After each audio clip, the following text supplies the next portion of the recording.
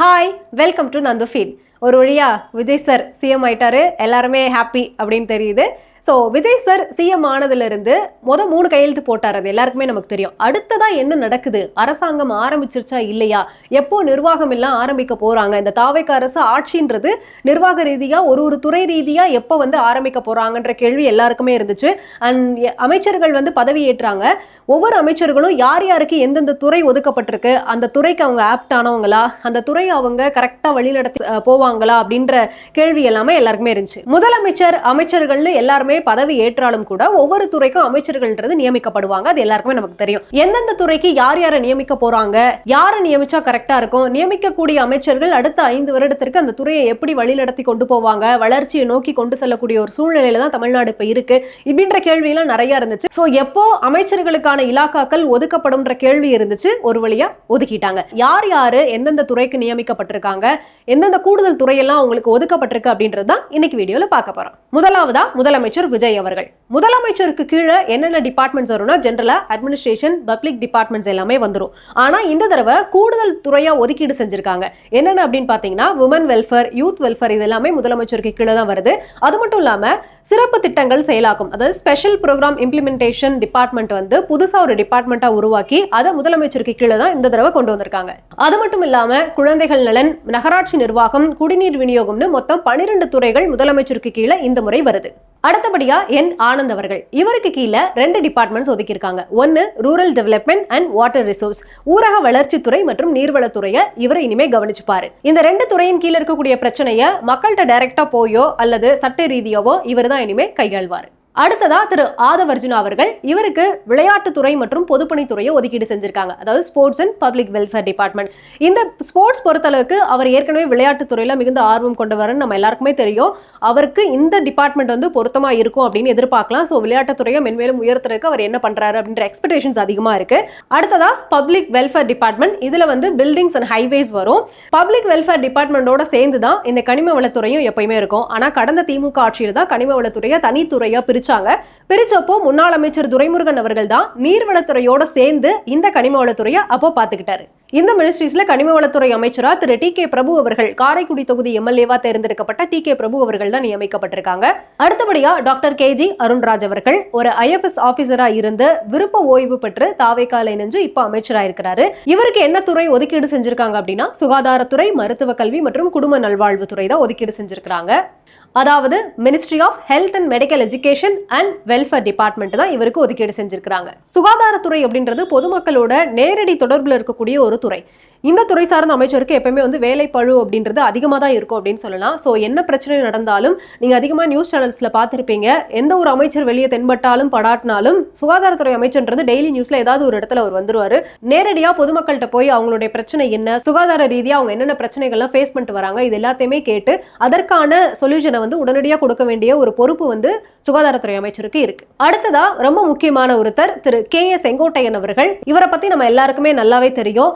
எம்ஜிஆர் அவர்களுடைய அமைச்சரவையிலும் சரி, ஜெயலலிதா அம்மையார் அவர்களுடைய அமைச்சரவையிலும் இடம்பெற்றவர். இப்போ விஜய் அவர்களுடைய அமைச்சரவையில இடம்பெற்றிருக்கிறாரு. இவருக்கு ஒதுக்கி இருக்கக்கூடிய துறை நிதித்துறை. மற்ற எல்லா துறைகளையும் காட்டிலும் இந்த நிதித்துறைக்கு எந்த அமைச்சர் வரப்போறாங்க அப்படின்ற எக்ஸ்பெக்டேஷன்ஸ் அதிகமா இருந்துச்சு. ஏன் அப்படின்னா இந்த நிதித்துறையை கையாளுறதுக்கு அனுபவம் ரொம்ப அதிகம் தேவைப்படும். இப்போ தமிழ்நாடு நிதி பற்றாக்குறையில இருக்கு அப்படின்னு தான் சொல்லலாம். ஏன்னா மாநிலத்திற்கான நிதி வருவாய் ரொம்பவே குறைஞ்சு போயிடுச்சு. கடந்த ஆட்சியிலேயே மிக குறைவான அளவுல தான் தமிழ்நாட்டுக்கு நிதி ஒதுக்கப்பட்டது மத்திய அரசுல இருந்து. சோ இந்த முறை நிதியமைச்சரா பதவி ஏற்கிறவங்களுக்கு கூடுதல் வேலை பழு இருக்கும் அப்படின்றது தான் எக்ஸ்பெக்டேஷன்ஸே. ஏன்னா தமிழ்நாட்டுக்கு தேவையான நிதியை மத்திய அரசிட்ட இருந்து வாங்குறதும் சரி, அதை கையாளுறதும் சரி, அனைத்து பொறுப்புமே திரு கே.ஏ. செங்கோட்டையன் அவர்கள்ட்ட தான் ஒப்படைக்கப்பட்டிருக்கு. அடுத்தபடியா திரு வெங்கட்ராமன் அவர்கள் மயிலாப்பூர் தொகுதியில திருமதி தமிழிசை சவுந்தரராஜன் அவர்களை எதிர்த்து போட்டியிட்டு தாவேக சார்பில் நின்று வெற்றி பெற்றவர். திரு வெங்கட்ராமன் அவர்களுக்கு ஃபுட் அண்ட் சிவில் சப்ளைஸ், அதாவது உணவுத்துறை அவருக்கு ஒதுக்கீடு செஞ்சிருக்காங்க. அடுத்தபடியா திரு சி.டி.ஆர். நிர்மல்குமார் அவர்கள், இவருக்கு மின்சாரத்துறை மற்றும் சட்டத்துறை ஒதுக்கீடு செய்யப்பட்டிருக்கு. ஏற்கனவே மின்சாரத்துறை அப்படின்றத தமிழ்நாட்டில் அதிக கடன் வச்சிருக்காங்க. சோ இந்த சூழ்நிலையில இந்த துறையை கையாளுறது அப்படின்றது ரொம்பவே பெரிய விஷயம். அது மட்டும் இல்லாம 500 யூனிட்டுக்கு கீழே மின்சாரம் யூஸ் பண்றவங்களுக்கு 200 யூனிட் ஃப்ரீ அப்படின்னு சொல்லி தாவேக ஆட்சி அமைஞ்ச உடனே முதல் கையெழுத்தா முதலமைச்சர் விஜய் அவர்கள் இதுக்கு தான் சைன் பண்ணாங்க. சோ இந்த சிச்சுவேஷன்ல மின்சாரத்துறை ஹேண்டில் பண்றது அப்படின்றது ரொம்பவே சவாலான ஒரு விஷயம் தான். அதை எப்படி முன்னெடுத்துட்டு போறாங்கன்ற எக்ஸ்பெக்டேஷன்ஸ் அதிகமா இருக்கு. அது மட்டும் இல்லாம சட்டத்துறையும் திரு CTR நிர்மல்குமார் அவர்களுக்கு தான் ஒதுக்கீடு செய்யப்பட்டிருக்கு. சட்டத்துறை அமைச்சர் அப்படின்றவர் ஆட்சிக்கும் நீதிக்கும் ஒரு பாலமா செயல்படக்கூடியவர் அப்படின்னே சொல்லலாம். இவர் வந்து சட்டம் சார்ந்த வழக்குகளை இனிமே கையாள்வாரு அப்படின்னு சொல்லப்படுது. அடுத்தபடியா திரு ராஜ்மோகன் அவர்கள், இவருக்கு ரொம்ப முக்கியமான ஒரு துறை ஒதுக்கீடு செஞ்சிருக்காங்க, பள்ளி கல்வித்துறை. பள்ளி கல்வித்துறையில பொதுவா தொழில் துறையும் சேர்ந்து தான் வரும். ஸோ இந்த 2 துறைகள் மட்டும் இல்லாம கூடுதலா இன்னும் 2 துறைகள் வந்து ராஜ்மோகன் அவர்களுக்கு ஒதுக்கீடு செஞ்சிருக்காங்க. அது என்ன அப்படின்னா தமிழ் வளர்ச்சித்துறை, அது மட்டும் இல்லாம செய்தித்துறை. இந்த ரெண்டுமே வந்து ராஜ்மோகன் அவர்கள் தான் மொத்தமா சேர்த்து பள்ளிக்கல்வித்துறையோட சேர்ந்து பார்க்க போறாங்க. கடந்த திமுக ஆட்சியில பள்ளி மாணவர்களுக்கு நிறைய திட்டங்கள் கொண்டு வந்தாங்க. சோ அந்த திட்டங்கள் எல்லாத்தையுமே இவங்க கண்டினியூ பண்ண போறாங்களா, இல்ல புதுசா அதை விட அட்வான்ஸ்டான திட்டங்கள் ஏதாவது கொண்டு வர போறாங்களான்ற எதிர்பார்ப்பு ரொம்பவே அதிகமா இருக்கு. பார்க்கலாம். அடுத்தபடியா ஒரே ஒரு பெண் அமைச்சர் தான் இடம் பெற்றிருந்தாங்க. சா கீர்த்தனா சிவகாசி தொகுதியில நின்று தாவேகா சார்பில் வெற்றி பெற்றவங்க. இவங்களுக்கு தொழில்துறை ஒதுக்கீடு செஞ்சிருக்காங்க. இப்ப இந்தியாவை பொறுத்த அளவுக்கு எலக்ட்ரானிக்ஸ் எக்ஸ்போர்ட்ல நம்பர் 1 தமிழ்நாடு தான். கிட்டத்தட்ட 40% ஆஃப் எலக்ட்ரானிக்ஸ் வந்து தமிழ்நாட்டில இருந்து தான் ஏற்றுமதி செய்யறாங்க. இந்த எக்ஸ்போர்ட் ரேட்டை கண்டினியூ பண்றதே ஒரு பெரிய சேலஞ்ச் தான். இதை கண்டினியூ பண்றாங்களா, இது இன்க்ரீஸ் ஆகுதா டிக்ரீஸ் ஆகுறான்றது நெக்ஸ்ட் அடுத்து தான் பார்க்க முடியும். அது மட்டும் இல்லாம தொழில்துறையை ஹேண்டில் பண்றது அப்படின்றது அவ்வளவு ஈஸியான விஷயம் கிடையாது. இதுல இன்னும் சில சிக்கல் எல்லாமே அவங்களுக்கு இருக்கு. என்னன்னு அப்படின்னா IT டிபார்ட்மெண்ட்ல இப்ப சர்வதேச அளவில் வந்து நிறைய கிரைசிஸ் நடந்துட்டு இருக்கு. ஸோ இதனால பணியாட்களுக்கு என்னென்ன சிக்கல் ஏற்படுதுன்றதையும் இவங்க தான் ஹேண்டில் பண்ணணும்.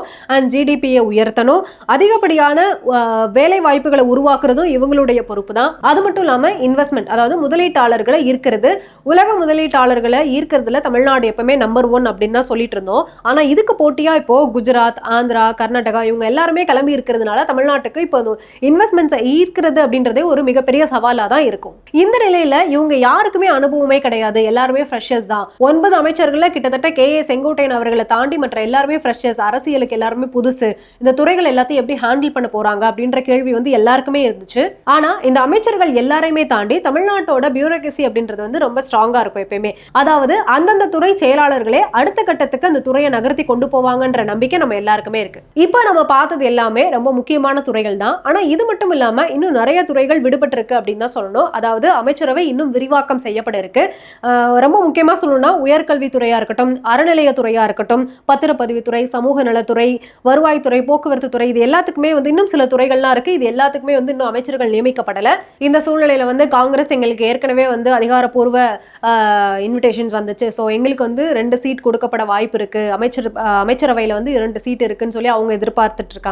அது மட்டும் இல்லாம CV சண்முகம் தரப்பிலான அதிமுக MLA-க்களுமே தாவேகாக்கு ஆதரவு கொடுத்ததுனால அவங்களுக்கும் அமைச்சரவையில இடம் கிடைக்கும்ன்ற ஒரு எதிர்பார்ப்பு நிலவிட்டு இருக்கு. ஸோ இப்போ நம்ம பார்த்த அமைச்சர்கள் எல்லாமே அந்தந்த துறைக்கு ஆப்டானவங்களா, இல்ல இவங்களுக்கு வேற துறை ஒதுக்கீடு செஞ்சிருக்கலாமா அப்படின்ற உங்களுடைய தாட்ஸ் இருக்கும்ல, அது எல்லாத்தையுமே கமெண்ட்ல சொல்லுங்க, பார்க்கலாம். இந்த மாதிரி நாட்டு நடப்புகளை அன்னன்னைக்கு தெரிஞ்சுக்கணும் அப்படின்னா நந்து ஃபீடை சப்ஸ்கிரைப் பண்ணிக்கோங்க. பக்கத்துல இருக்க பெல் ஐகானை கிளிக் பண்ணிக்கோங்க. உங்களோட ஃபீட்ல என்னோட வீடியோ தானா வரும்.